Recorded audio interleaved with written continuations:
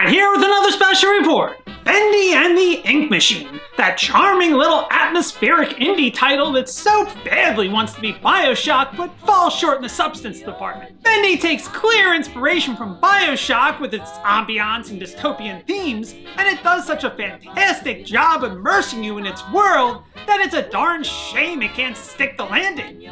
It succeeds in conveying a thick atmosphere, but it's missing Bioshock's intricate themes and inspired storytelling. And what's worse is it deals with a really fascinating subject, with a sort of malicious parallel to the Mickey Mouse animation of the 30s and 40s. Like Mickey, Bendy's genesis was in the 30s, though unlike Mickey, who remained popular through the present day, Bendy and his cohorts have apparently fallen out of favor with the public.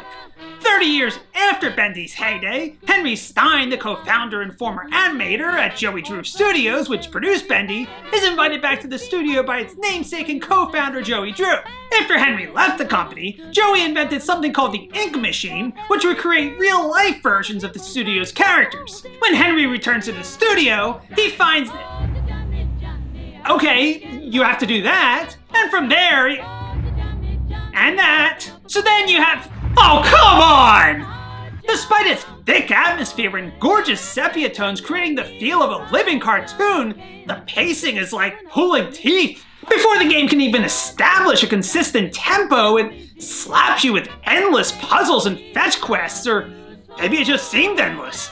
The game's about 4 hours long, and it feels like the first quarter is a huge waste of time. It wouldn't be near as bad if the combat was interesting. Bioshock was peppered with puzzles and backtracking, but you enjoy every moment because the combat is fun and varied.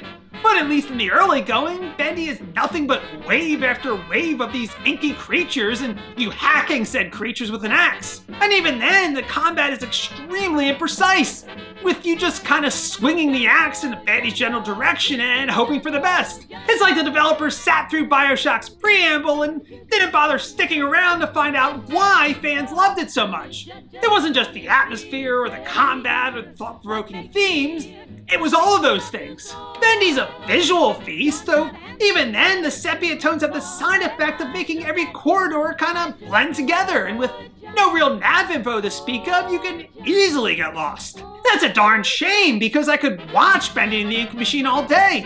But as far as playing it, I'll pass. So I give Bendy and the Ink Machine 2 joysticks out of 5. Thanks for joining me for another special report. Please remember to like this video and subscribe to my televisual program, and I'll see you next time. This is Jimmy Midnight, signing off.